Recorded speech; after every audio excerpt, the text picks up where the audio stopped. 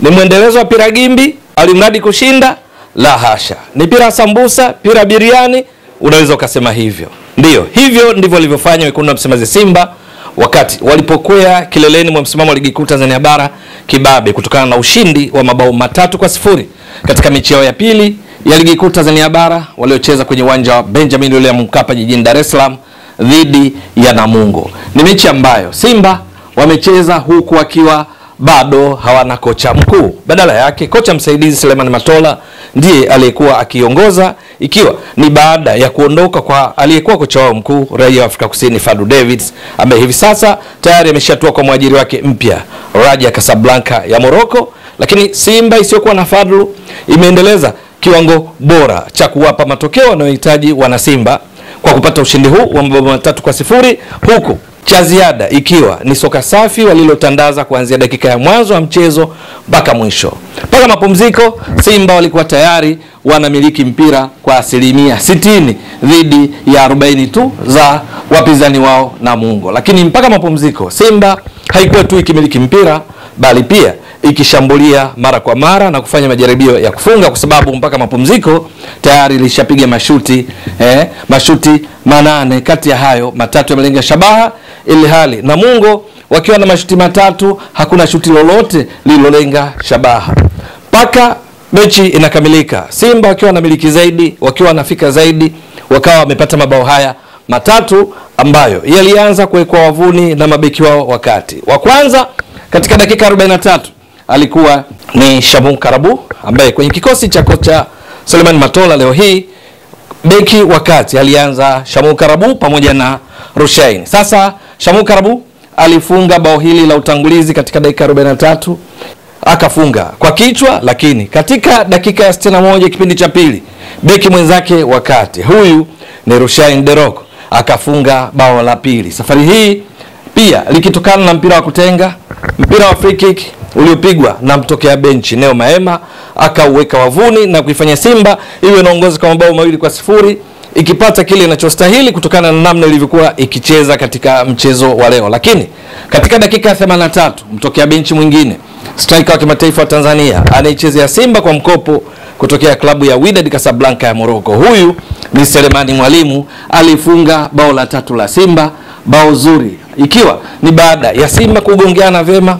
Mpira aliopata Mwalimu aliudribo akaukokota kama tunakumbuka vizuri, akampiga chenga kali Hussein Kazi, beki wa zamani wa Simba ambaye hivi sasa anatumikia Namungo, akagaragara chini, kisha yeye akapiga shuti zuri la mguu wa kushoto lililomshinda golikipa Jonathan Nahima wa Namungo na kuifanya Simba ipate ushindi huu wa mabao 3-0. Maana yake ni nini? Baada ya ushindi huu wekundu wa Msimbazi Simba wamekwea kileleni mwa msimamo wa ligi kuu Tanzania bara, ikiwa ni baada ya kufikisha pointi 6 na mabao 6, kwa sababu na haijaruhusu bao lolote, yani mabao 6 haijaruhusu bao lolote, ikiwa na matokeo mazuri sana. Mechi ya kwanza walishinda 3-0 dhidi ya Fountain Gate.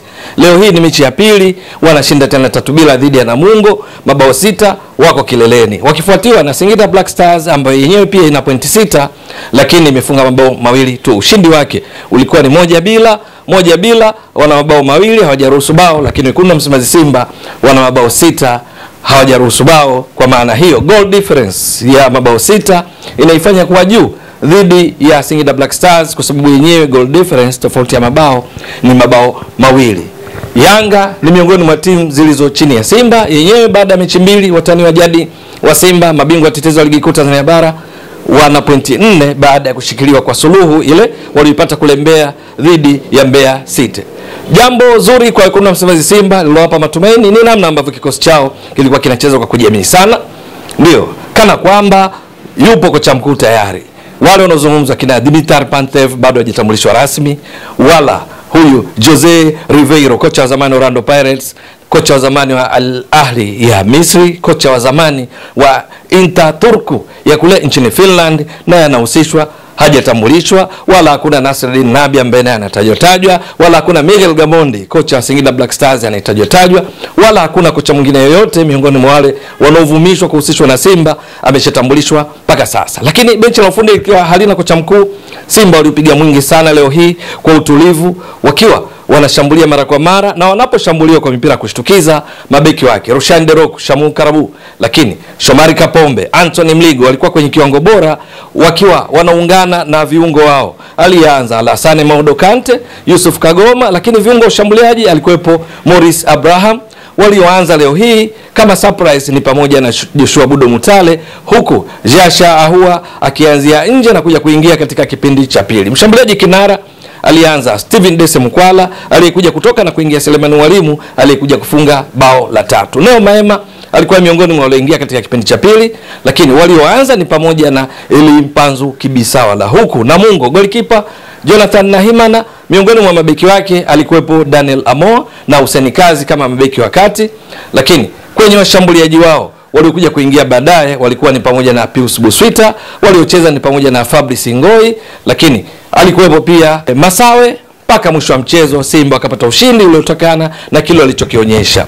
Pira biriani, pira sambusa, maana waliumiliki sana, lakini pia walishambulia sana, huku wakishangiliwa muda wote na mashabiki walijitokeza leo hii kwenye uwanja wa Mkapa kuhakikisha timu yao inapata matokeo mazuri. Sasa, je, hii ndio safari rasmi ya wekundu wa Msimbazi Simba kung'ang'ania kileleni ili mwisho wa siku wapindue meza kibabe kwa msimu wa 2025-26 katika ligi kuu Tanzania bara, ambako watanzania wa jadi Yanga wamekuwa wakilitoa taji kwa misimu 4 mfululizo? Yote ni swala la kusubiri, maana ndio kwanza wamecheza mechi 2, bado mechi 28. Kwa Namungo kufungwa leo hii na Simba, maana yake wakajipange tena upya chini ya kocha wao Juma Ramadhani Mgunda, kwa sababu tangu wapande ligi kuu Tanzania bara msimu wa 2019-2020, Namungo leo hii ilikuwa ni mechi ya 13 kucheza dhidi ya Simba. Leo kipigo chake walichokipata ni kipigo cha 8 kati ya mechi 13, huku mechi nyingine zote zilizobaki mechi 5 zikiisha kwa sare, wao hawajapata ushindi bado. Maana yake wakajipange tena ili kuweza kupata pointi zote 3 katika mechi dhidi ya Simba ambazo bado hawajawahi kuzipata zote tangu wapande daraja. Itakuwa vipi? Ligi ndio inaendelea kuchanganya, ushindani unaendelea kuongezeka, ni swala la kusubiri. Ewe mtazamaji wa Mbwaduke Stats Sport Next Level, endelea kuunga mkono channel hii kwa kuhakikisha kama una subscribe, una share, una like na kucomment. Mwasilishaji wako ni mimi Ramadhani Mbwaduke almaarufu kama Mzee wa Data. Shukrani jazilan. Bye bye.